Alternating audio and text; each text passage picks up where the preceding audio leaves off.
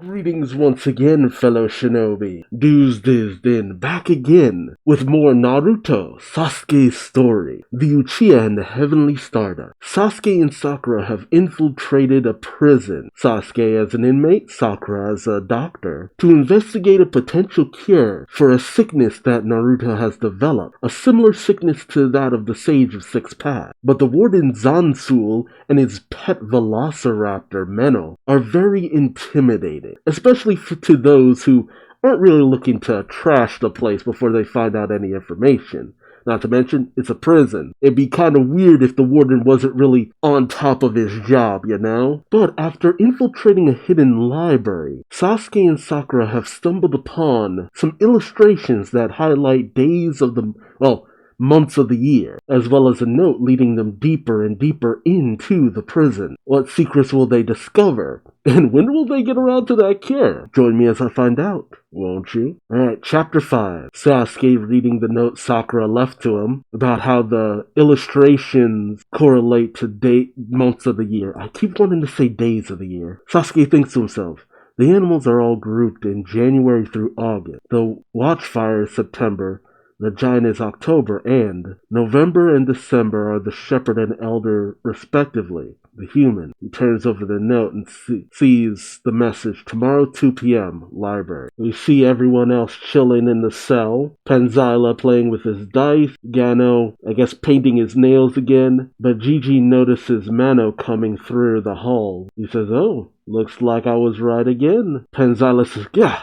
you kidding me? Gigi says, that's 10 days in a row. I called it. Gano says, it's been 3 days since Menno came by in the evening, hasn't it? Sasuke listens intently. As Penzila says, man, how do you always know when Menno's gonna visit our cell? Gigi says, smiles confidently saying, what can I say? I'm pretty familiar with animals. My girlfriend's into riding horses, so I've learned a bunch from her. Hey, Gano, let me see that. He takes Gano's stick he was using as a paintbrush, and Mano notices as Gigi waves the stick outside of the bars. Penzila tells him, you shouldn't be messing around like that, man. Gigi says, relax. Menno won't attack unless a rule's being broken. That's it, come here. Menno slowly approaches the stick, sniffing at it. Gano says, it really obeyed. Penzila questions, how the heck did you do that? Gigi notes, this fella loves curling up under the almond tree, yeah?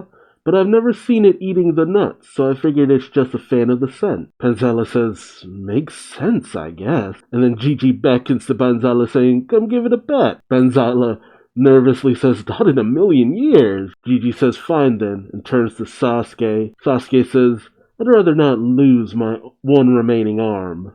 It's a joke. Gigi says, what a boring bunch. But Gano approaches saying, you really suppose it's safe, Gigi? Gigi says, our wise elder. Good on you, Gano. And as Gigi continues to hold the stick out for Menno, he tells Gano, nice and easy now, as Gano reaches his hand through. Penzila hides himself behind his dice bowl, ready for something terrible to happen, but he's surprised when he sees Gano managing to pet Mano without any trouble. Penzila says, would you look at that? He approaches saying, guess I'll give it a shot. Gano motions to Penzila to the bar saying, go on. And while Penzila slips his hand through, his foot crosses the line of the bars. Sasuke notices and tells him, get back! And while Penzila questions what's going on, Gigi pulls him back by the shirt forcibly, ducking them both out of the way of the crazed Mano who goes on the attack. It knocks over the nearby oil lamp, splashing some of the oil onto Menno's stomach that sizzles and burns the creature. It lets out a roar. Gigi and Penzila see this as Menno goes stomping through the halls, running away.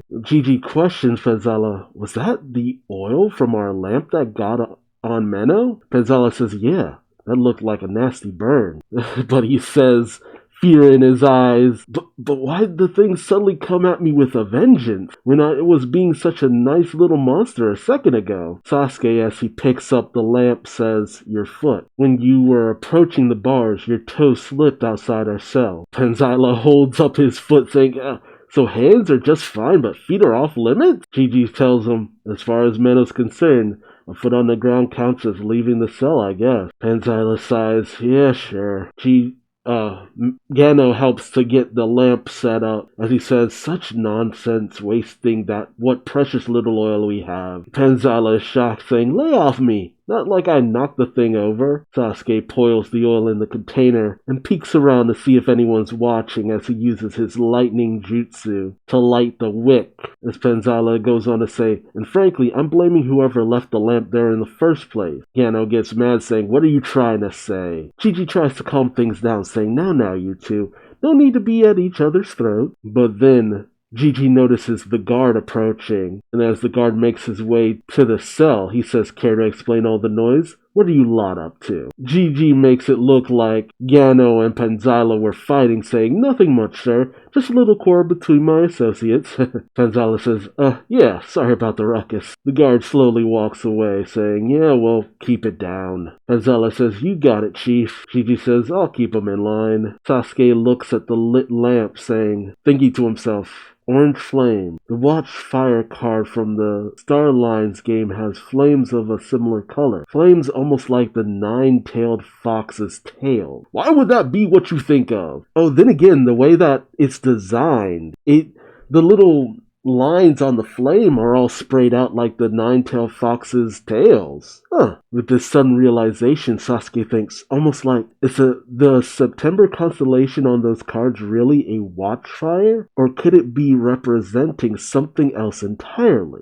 I guess that would make sense. A clue from the sage would make sense to relate to actual animals based off of the tailed beast. Later that night, at 2 a.m., Sasuke meets with Sakura in the library, where he tells her his thoughts. Sakura questions the tailed beast. Sasuke says, yeah, the first 10 constellations from the map of heavens represent the 10 different tailed beasts. Sakura thinks, oh, come to think of it, yes, they each match up to one of them. The raccoons relate to the one tail, the cat relates to the two tail, the tortoise relates to the three tail, and so on. But Sakura says, wait, hang on a minute. In that case, how do you explain July's tree trunk? Sasuke, as he grabs the book of the map of heavens, says, the 7th month, it should be the 7-tailed beast Chome, a rhinoceros beetle, right? As Sasuke flips through the pages, Sakura says, oh, I see it now. The constellation here isn't formed by the tree itself. It's made up of the beetles climbing on the tree. Sasuke says, exactly. Sakura says that would make the cow staring into the pot, the 8-tailed beast, Gyuki. So the pot is likely an octopus pot. Ah, right. Pots used for capturing octopus. The watchfire is actually Kurama viewed from behind. Jeez, that is some deep misdirection, man. Sasuke says, then we have October's constellation. A giant born from the earth itself. That's the 10 tails, right? Sakura says, which leaves only the final 2 paintings, Tartar the astronomer and the Sage of Six Paths. Sasuke then questions, Sakura, why did you want to meet with me? Sakura says, oh right, well, it'll take some doing, but I've thought of a way to sneak into Zansul's office. Sasuke questions this as Sakura explains, I heard that a messenger from the capital is coming to the observatory today. Sasuke says, from the capital? Like the Prime Minister? Sakura responds, yes. Sasuke thinks to himself, Ridaku's Prime Minister. According to Kakashi's intel, he's conspiring with Queen Minari to start a war with another country. Whoa! Political intrigue! Sasuke thinks, why would a prime minister send a messenger to the director here? Maybe that would make sense. It's obvious that Zansul is engineering something. Maybe the way that Menno is a guard, it might be possible that Queen Minari, seeing how vicious Menno is, wants more creatures like Menno. I mean, testing it in a prison makes a lot of sense. Sakura says, this is our best chance. I can disguise myself as the messenger and have a face-to-face with Zansul. I don't know. Would this work? Zansul's a little oddly perceptive. I guess we see the messenger enter the prison, led in by one of the guards who says, just a moment, as he walks away. The messenger looks around as someone calls out to him from behind saying, welcome to the observatory. We see Sakura approaching the man from behind as she questions his look, saying, is something wrong? The messenger says, forgive Forgive me. I was expecting to be greeted by some stone-faced guard. Sakura says, The man removes his coat, and he has a staff with a image of a falcon or an eagle grafted onto the top of it. The man says, "Oh, how rude of me. I've come bearing a message from the capital of Rodaku. I'm Fandel, a government official." Sakura says, "Yes, we've been expecting you. Follow me, please." She leads him into the library as she says, "So what sort of business does the Prime Minister have with the director?" The messenger says, "I don't actually know the details myself. Only that the Prime Minister wants me to inquire about the progress." Sakura says, "Progress? Relating to what exactly?" The messenger says, "I haven't the faintest.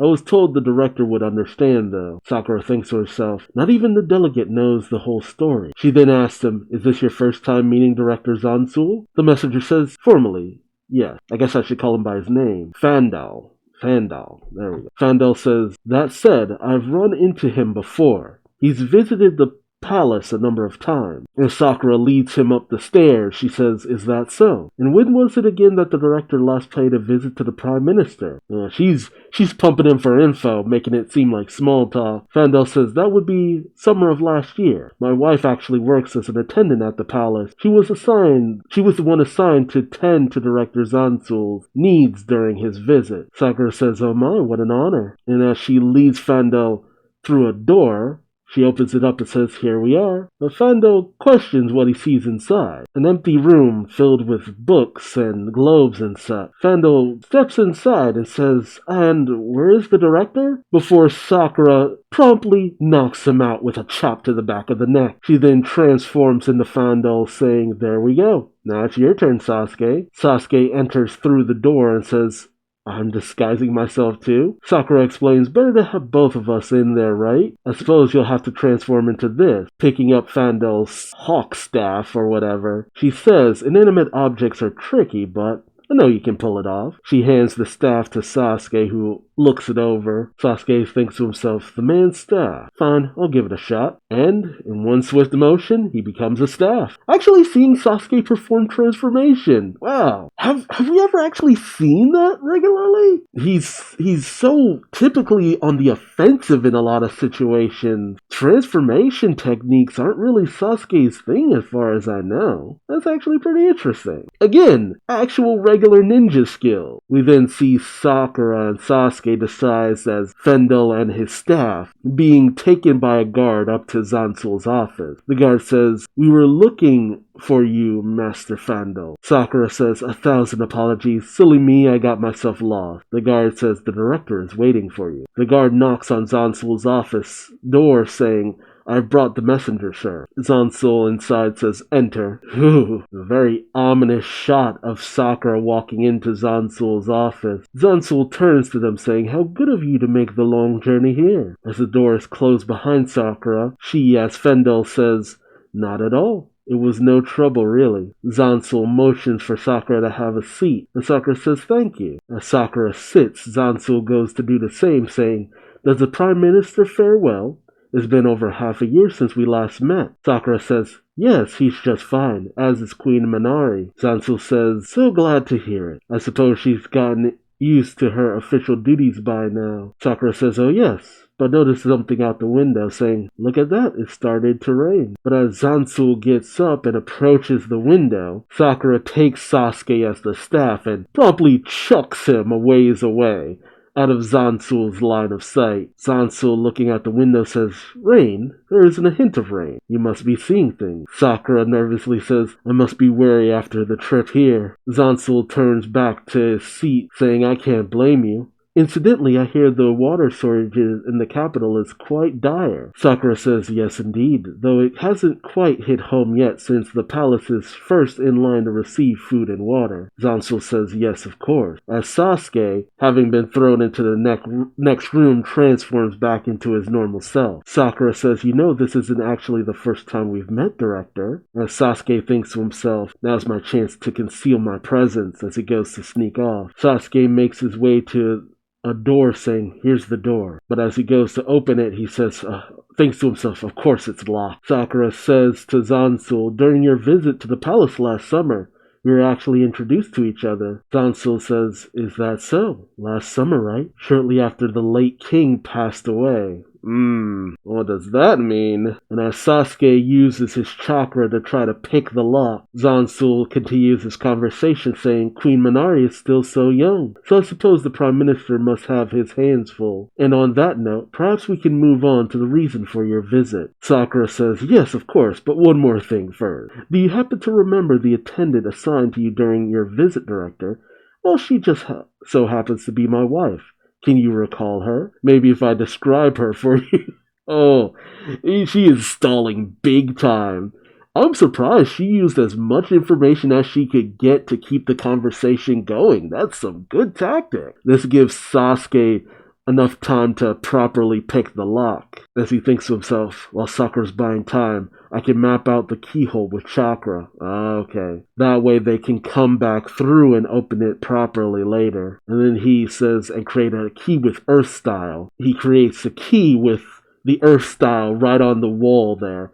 I hope he covers up that little issue with the wall he has going on. But Zansul says, please, Fando, your message if you don't mind. Sakura says, right, of course, Director. It's a little odd, but my message, as it were, consists of a single question. How is the progress? Zansul smiles, saying, how very like the Prime Minister to ask. Progress is good. Once I receive the formal request, I could have the assets at the capital within a matter of days. Please let him know that. Sakura says, understood. These assets, though, how much or how many are we talking about? Zansul says, worry not, the Prime Minister will understand perfectly well. Sakura says, forgive the prying question, Director. I do forget myself sometimes. Zansul smiles back at him, saying, not at all. By the way, Fandal, where did your staff go?